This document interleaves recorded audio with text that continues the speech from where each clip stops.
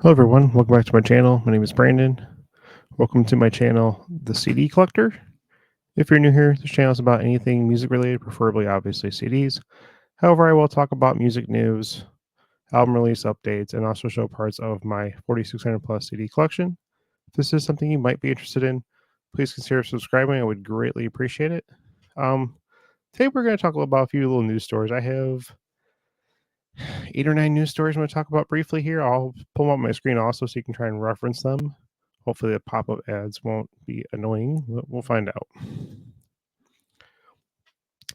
So, first stories that just came out. This is being recorded on July 1st. Tom Petty Estate inks worldwide deal with Warner Chappell Music. It's undisclosed currently what the amount is.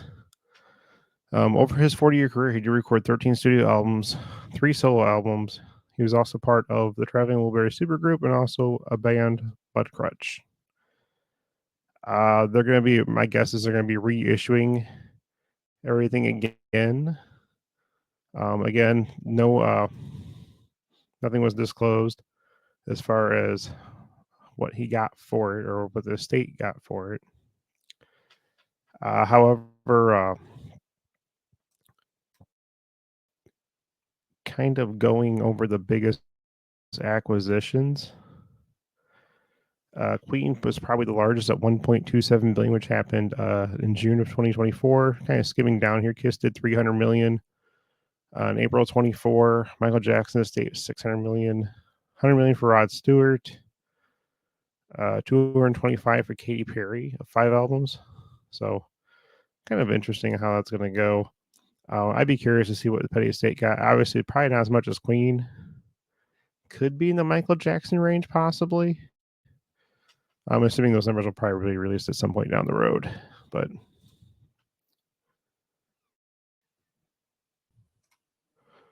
this story is kind of interesting. Metallica shaves Hetfield, Judas Priest, Rob Halford rock out to Turnstile at the Norwegian Fest. This is from consequence.net if you want to check it out. There's probably a video on this. I'm not going to go too much into it. Yeah, there is. Watch on X. But obviously, it's cool to have some good old heavy metal artists appreciate some of the newer music that's out there.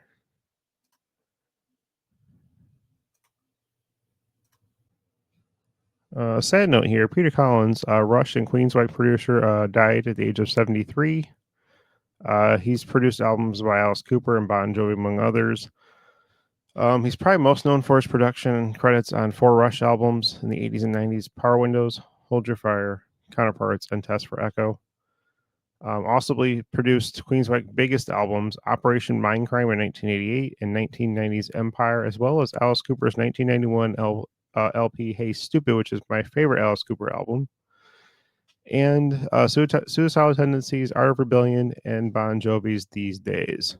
So he's got quite a few production credits to his name here. So he's a well-known producer. Unfortunately, he did pass away at the age of 73. Condolences do go out to his family. Pearl Jam cancels European tour dates due to the band member illness. Eddie Vedder previously said he felt ill after high-fiving the audience during an earlier show on tour. I wonder what illness he got. Could it be COVID? Maybe. I don't know. I don't think it really specifies. The comment here says, despite everyone's best efforts, the band has yet to make a full recovery. Pearl Jam said in a statement, the impacts of the decision are not lost on us. We feel deeply that so many people spend their time and money and emotional energy to get tickets and then to come see the band. And it's a heart-wrenching to have to disappoint you. We also appreciate the many people whose hard work goes into making these shows happen. So I'm going to assume, obviously, once they're better, they'll reschedule those dates that are being canceled. Have some good news also here. Willie Nelson is cleared by doctors. This is coming from consequence.net.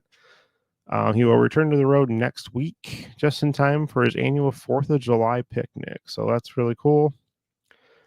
After missing the weekend shows, a 91-year-old artist will join the tour on Tuesday, July 2nd, which is tomorrow in Massachusetts. Up until then, his son, Lucas Nelson, and the family band have been performing, filling in. So it's great to see Willie back in good health, and back out on the road. This is coming from ultimateclassicrock.com. Paul McCartney extends World Tour days after turning 82. Looks like he will now play stadium shows October 15th and 16th at Lions Park in Sao Paulo. And then also he'll play in October 19th in Florianopolis, Brazil. I'm guessing that's how you say that. So crazy that he's continuing to keep extending this tour out even more. So if you're able to catch him in those countries, go for it. Go see him.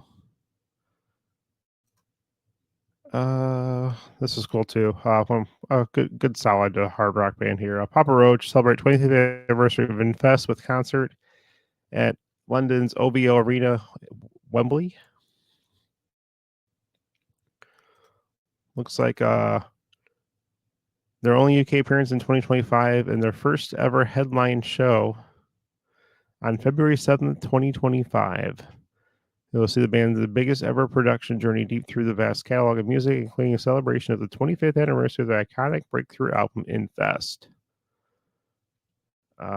So tickets go on sale Friday, July 5th at 10 a.m. A couple more little quick stories here. This is coming from blabbermouth.net, to accept to celebrate 50th anniversary with tour and album of recorded classics.